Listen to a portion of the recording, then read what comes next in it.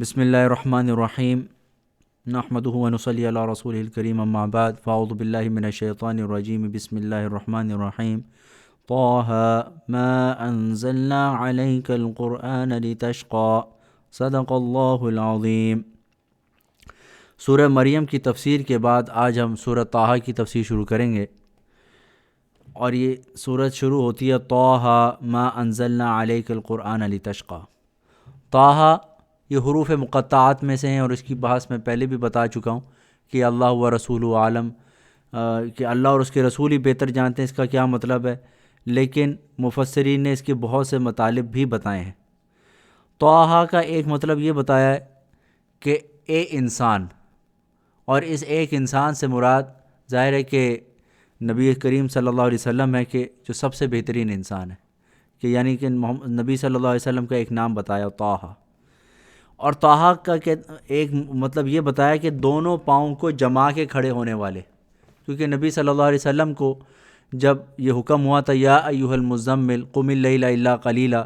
کہ آپ رات کو اللہ کے سامنے کھڑے ہوا کیجئے، تو نبی صلی اللہ علیہ وسلم بہت زیادہ طویل رکعتوں کے لیے کھڑے ہو جاتے تھے رات کو،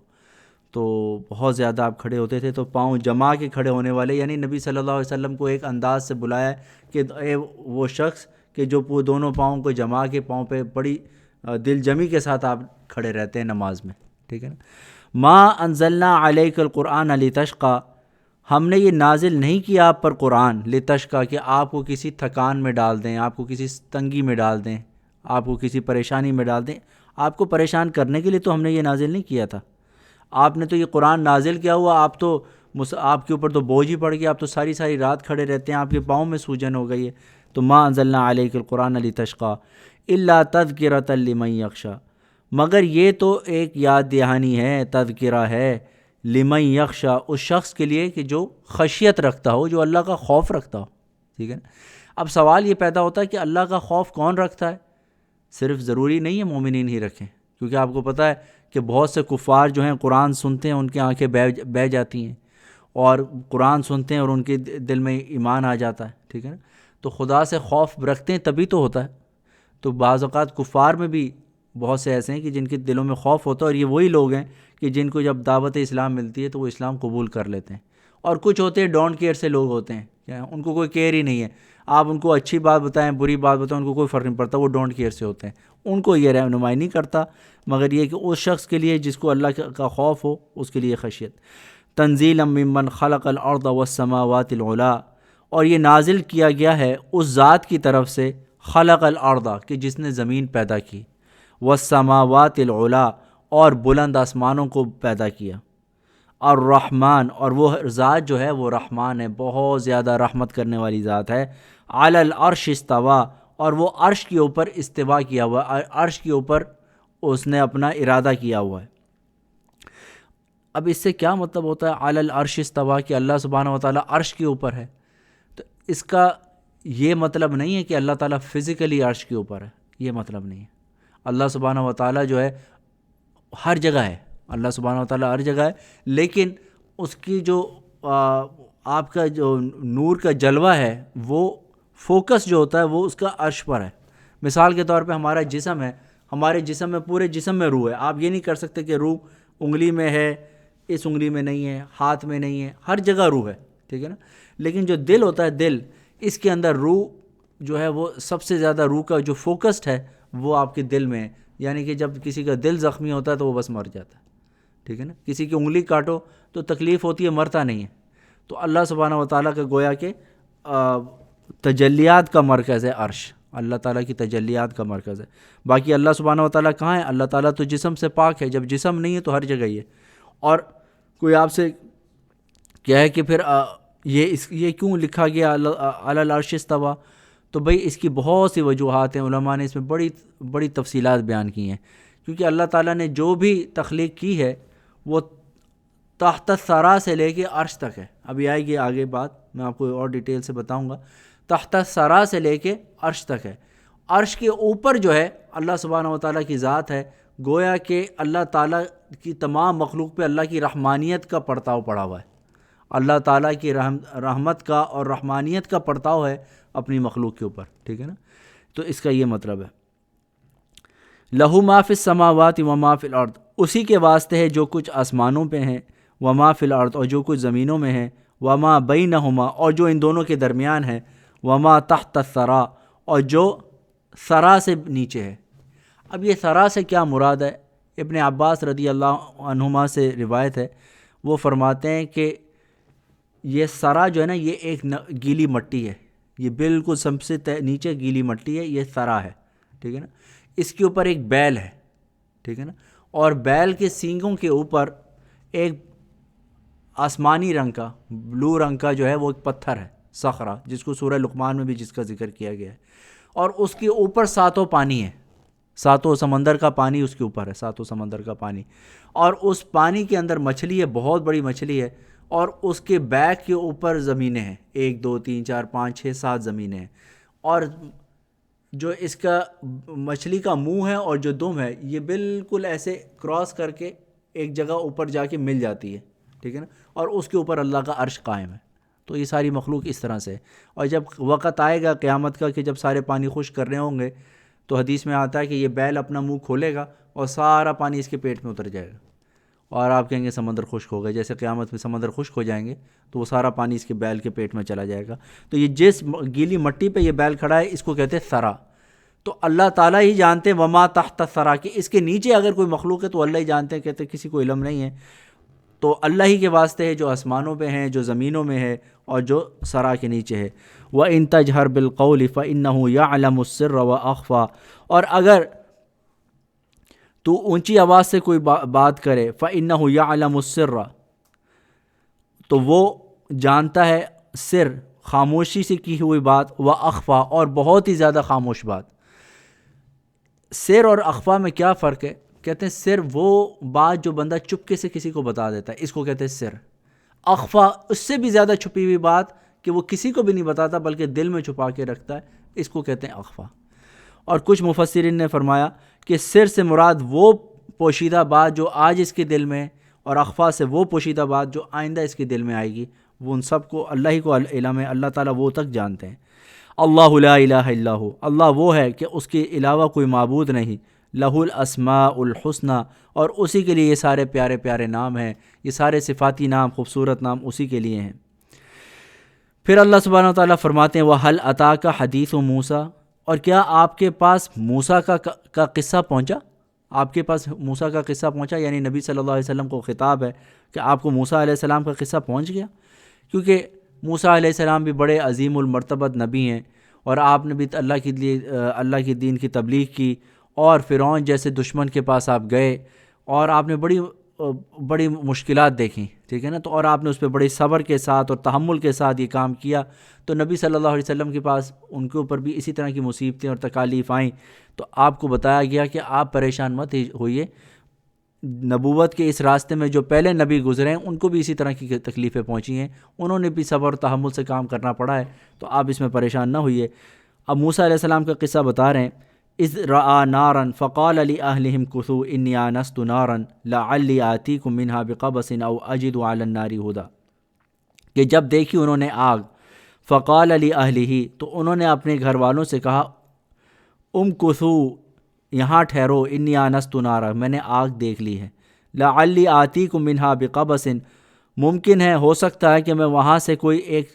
شعلہ لے آؤں تمہارے واسطے، او اجد علی النار ہدی، یا وہاں پر کوئی راستہ تلاش کر کے آؤں، وہاں مجھے کوئی ہدایت مل جائے۔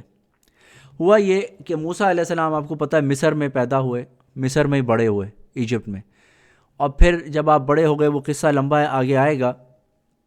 تو آپ نے ایک قبطی کو قتل کر دیا، قتل ہو گیا بلکہ، اور آپ نے ایک مکہ مارا، وہ قتل ہو گیا۔ اب موسیٰ علیہ السلام جو ہیں وہ مصر سے نکل کے مدین چلے گئے، ٹھیک ہے نا، مدین میں شعیب علیہ السلام کے گھر میں آپ نے پناہ لی، اور وہاں پہ جب آپ شعیب علیہ السلام کے گھر میں تھے تو وہاں پہ ان کی بڑی بیٹی سے آپ کا نکاح بھی ہو گیا، اور شعیب علیہ السلام نے کہا تھا کہ آپ یہاں پہ 8 سے 10 سال میری خدمت کریں، تو موسیٰ علیہ السلام نے وہاں 10 سال خدمت کی، ٹھیک ہے نا۔ یہ اللہ تعالیٰ کی تکوینی حکمتیں ہوتی ہیں کہ وہ شعیب علیہ السلام بھی نبی ہیں، تو موسیٰ علیہ السلام کو ان کی تربیت کے لیے شعیب علیہ السلام کے پاس بھیجا تاکہ ان کے زیر سایہ ان کی تربیت ہو جائے، تو نبی کے ذریعے نبی کی تربیت ہو رہی ہے، یہ اللہ تعالیٰ کی تکوینی حکمت ہے۔ دیکھو یوسف علیہ السلام کو اللہ نے بادشاہ بنانا تھا تو وزیر اعظم ہاؤس میں آپ کی پرورش کی، ٹھیک ہے نا، حالانکہ آپ یعقوب علیہ السلام میں بھی پرورش پا سکتے تھے، وہ نبی ہیں، لیکن اللہ تعالیٰ نے چونکہ آپ سے شاہی کام لینا تھا، آپ کو بادشاہ بنانا تھا، تو پہلے ٹریننگ کے لیے آپ کو، یہ اللہ کی سنت ہے، جو کام لینا ہوتا ہے اس کے لیے اللہ تعالیٰ احوال بناتے ہیں اور اس کے اندر اس کی ٹریننگ کرتے ہیں۔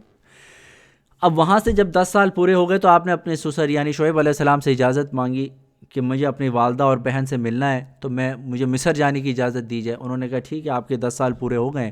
آپ چلے جائیں۔ تو آپ اپنی اہلیہ کے ساتھ جو ہے وہاں سے چلیں مدین سے۔ ہوا یہ کہ کسی وجہ سے آپ راستہ بھٹک گئے، ٹھیک ہے نا، راستہ بھٹک گئے، یا شام کا راستہ آپ لینا نہیں چاہ رہے تھے وہاں کے لوگوں کی وجہ سے، اور آپ نے ایک ڈیٹور لیا، دوسرا راستہ آپ نے لیا۔ اب جو دوسرا راستہ لیا وہاں پر رات ہو گئی اور بہت ٹھنڈی رات تھی، اور جو ہے وہاں پر آپ ایک راستے میں ایک جگہ اسٹک ہو گئے، اور وہاں پہ یہ کہ رات بڑی ٹھنڈی تھی، رات بڑی گہری رات تھی اور ٹھنڈی تھی، برفیلی رات تھی، اور اب یہاں پہ آپ کو آگ چاہیے تھی، آگ۔ یہاں آپ کی جو اہلیہ ہیں، شعیب علیہ السلام کی جو بیٹی ہیں، وہ امید سے تھیں، ان کو درد ذہ اٹھا، درد ذہ جب اٹھا تو ان کو، اور ٹھنڈ کی شدت میں ان کو اپنے آپ کو گرم رکھنے کے لیے کچھ چیز چاہیے تھی، تو انہوں نے وہ پہلے وہ ہوتا ہے وہ چکماک سا ہوتا ہے جس کے ذریعے آگ جلائی جاتی ہے، ٹھیک ہے نا۔ اب تو آگ ہم ایسے لائٹر سے جلا لیتے ہیں، بڑی آسان ہو گئی، پہلے وہ پتھر سے کسی چیز سے رگڑ کے جلاتے تھے، ان کے پاس وہ تھا، انہوں نے رگڑا، جلی نہیں۔ اب ان کی سیدھی ہاتھ کی طرف کوہ طور تھا، ٹھیک ہے نا، کوہ طور تھا، وہاں پر اس کے اوپر آپ کو کوئی روشنی نظر آئی، آگ سی نظر آئی، تو آپ نے اپنی اہلیہ سے کہا کہ تم یہاں پہ ٹھہرو، میں ذرا آگ لے کے آتا ہوں، یا تو آگ کا کوئی حصہ مل جائے گا، میں اس کو کسی بش میں کسی چیز میں لگا کے لے آؤں گا، اور اگر نہیں بھی ملا تو مجھے یہ پتہ چل جائے گا کہ راستہ کس طرف ہے، ہم یہاں جو بھٹک گئے ہیں تو کس طرف کو مجھے جانا ہے۔ تو ظاہر ہے آگ کسی نے جلائی ہے، وہاں پہ کوئی رہتا بھی ہوگا، تو مجھے تھوڑی سی آگ دے دے گا، کچھ راستہ بتا دے گا، تو کام ہو جائے گا ہمارا، تو آپ یہیں ٹھہریے۔ اذ رأى نارا، جب آپ نے آگ دیکھی، فقال لأہلہ، آپ نے اپنی گھر والوں سے کہا، امکثوا، تم لوگ یہاں ٹھہرو، انی آنست نارا، میں نے آگ دیکھ لی ہے، لعلی، ممکن ہے، آتیکم منہا بقبس، میں تمہارے واسطے اس میں سے کوئی ایک شعلہ لے آؤں، او اجد علی النار ہدا، یا وہاں سے کوئی رہنمائی لے کے آؤں کہ راستہ کدھر ہے، ہم جو بھٹک چکے ہیں۔ فلما اتاہا نودی یا موسیٰ، تو جب آپ اس پہاڑ کی جانب آئے، اس روشنی کے پاس آئے، وہاں سے آواز آئی، یا موسیٰ انی انا ربک، بے شک میں ہی تمہارا رب ہوں، فاخلع علیک، آپ اپنے جوتے کو اتار لیجئے، انک بالوادی المقدس طویٰ، آپ بے شک مقدس وادی طویٰ کے اندر ہے۔ ہوا یہ کہ جب آپ آگ لینے کے لیے پہنچے ہیں تو وہ بڑی عجیب و غریب آگ تھی، اور جس میں لگی ہوئی تھی وہ بڑا سرسبز اور شاداب قسم کا درخت تھا، وہ درخت تھا، درخت کے اندر آگ، اور ایسی آگ کہ اس کے اندر دھواں نہیں ہے، اور اتنی روشن، اور کسی طرح سے اس کے اندر اس کو دیکھنے میں کوئی خلل واقع نہیں ہو رہا، پوری کی پوری آگ بھی نظر آ رہی ہے۔ تو آپ بڑے حیران ہوئے، آپ نے وہ تھوڑی سی گھاس پھوس اٹھائی، اس کے اندر لی کہ تاکہ میں آگ یہاں سے لے لوں، وہ پیچھے ہو جائے، آپ جب پیچھے ہٹ جائیں تو واپس آ جائے۔ آپ نے کہا یار یہ تو عجیب بات ہے، اس میں دھواں بھی نہیں ہے۔ وہ آگ تو کیا تھی، وہ نور تھا، اور اس میں سے آواز آئی، اننی انا اللہ، کہ میں ہی تیرا رب اللہ ہوں، اننی انا ربک، میں ہی تیرا رب ہوں، فاخلع علیک، آپ اپنے جوتے کو اتار لیجئے۔ تو یہ آواز ہر طرف سے آئی آپ کے، اور آپ کو ہر طرف سے آپ کو سنائی دی، کیونکہ دیکھو تو شیطان نے آپ کے دل میں یہ وسوسہ ڈالا کہ یہ کوئی شیطان ہے، حالانکہ خود وسوسہ ڈالنے والا بھی شیطان ہے، اس نے ڈالا یہ شیطانی آواز ہے، اس کو رب نہ سمجھنا۔ تو انہوں نے کہا یہ رب ہی ہو سکتا ہے، شیطان نہیں ہو سکتا، کیونکہ رب کا کوئی جسم نہیں، ٹھیک ہے نا۔ میں آپ کے سامنے سے بول رہا ہوں، آپ کو آواز اپنے سامنے سے آ رہی ہے، اگر کوئی آپ کے پیچھے سے آواز لگائے گا آپ کو آواز اپنے پیچھے سے آئے گی، لیکن جس کی کوئی جہت ہی نہیں ہے تو وہ سب طرف سے، آگے پیچھے دائیں بائیں ہر طرف سے، تو گویا کہ ہر طرف سے چونکہ آواز آ رہی تھی تو یہ سمجھ گئے کہ اللہ تعالیٰ کی آواز ہے، کیونکہ اللہ تعالیٰ ہر قسم کی جسم سے پاک ہے۔ تو آپ نے کہا فاخلع علیک، آپ اپنے جوتے کو اتار لیجئے، آپ مقدس وادی طویٰ میں، تو یہ ایک ادب ہے مقدس جگہوں کا کہ وہاں پہ جوتے اتار لیے جاتے ہیں، آپ مسجد میں آتے ہیں جوتے اتار کے آتے ہیں، کیونکہ یہ ادب ہے۔ وَأَنَا اخْتَرْتُكَ، اور ہم نے آپ کو چن لیا ہے، فَاسْتَمِعْ لِمَا يُوحَىٰ، تو غور سے سنیے، لما یوحیٰ، اس چیز کو کہ جو ہم آپ پر وحی کرتے ہیں، جب ہم آپ کو کہیں گے آپ اس کو غور سے سنیے۔ اننی انا اللہ، بے شک میں ہی اللہ ہوں، لا الہ الا انا، اور میرے سوا کوئی عبادت کے لائق نہیں۔ دیکھو یہ اللہ تعالیٰ ڈائریکٹ کلام کر رہے ہیں موسیٰ علیہ السلام کے ساتھ، رائٹ. اننی انا اللہ، کہ میں ہی اللہ ہوں اور میرے علاوہ کوئی معبود عبادت کے لائق نہیں. فاعبدنی، پس میری عبادت کیجیے. واقم الصلاۃ لذکری، اور نماز قائم کیجیے میری یاد کے لیے. تو دیکھو نماز اتنی امپورٹنٹ ہے. موسیٰ علیہ السلام کو بھی جب نبوت دی گئی تو ان سے کہا گیا کہ آپ لا الہ الا انا، یعنی کہ آپ ایمان لے آئیے کہ میرے سوا کوئی معبود نہیں. توحید کا درس دیا گیا، اور توحید کے بعد جو ہے نماز، توحید اور نماز، توحید اور نماز. نماز اتنی اہم چیز ہے کہ رسول اللہ صلی اللہ علیہ وسلم نے فرمایا کفر اور ایمان میں کوئی چیز فرق کرتی ہے تو وہ ہے نماز. پھر فرمایا ان الساعۃ آتیۃ، بے شک ساعہ وہ وقت یعنی قیامت کا وقت آنے والا ہے. اکاد اخفیہا، اور میں چاہتا اخفیہا کہ اس کو چھپا لیتا. لتجزا کل نفس بما تسعی، تاکہ جزا دی جائے ہر شخص کو بما تسعی، جو اس نے کوشش کی. قیامت کو چھپا لیتا، اس کا کیا مطلب؟ ایک مطلب تو مفسرین نے یہ لکھا ہے کہ اس کا یہ چھپا لیتا کہ قیامت آئے گی بھی کہ نہیں، لیکن اللہ کی مہربانی ہے کہ اللہ تعالیٰ نے بتا دیا قیامت آئے گی، جو بھی آپ کر رہے ہیں یہ حساب کتاب ہوگا اس کا. اور دوسرا مطلب یہ ہے اکاد اخفیہا، کہ میں چاہتا تو اس کو میں چھپا لیتا، مطلب کہ یہ تاکہ لوگ عبادت کریں تو خالص میرے لیے کریں، ٹھیک ہے نا. عبادت کریں تو میرے لیے کریں، اور میری نافرمانیوں سے بچیں تو دوزخ کی خوف سے نہیں، میرے واسطے نافرمانی سے بچیں. عبادت کریں تو جنت کے شوق سے نہیں، اللہ ہی کے واسطے عبادت کریں.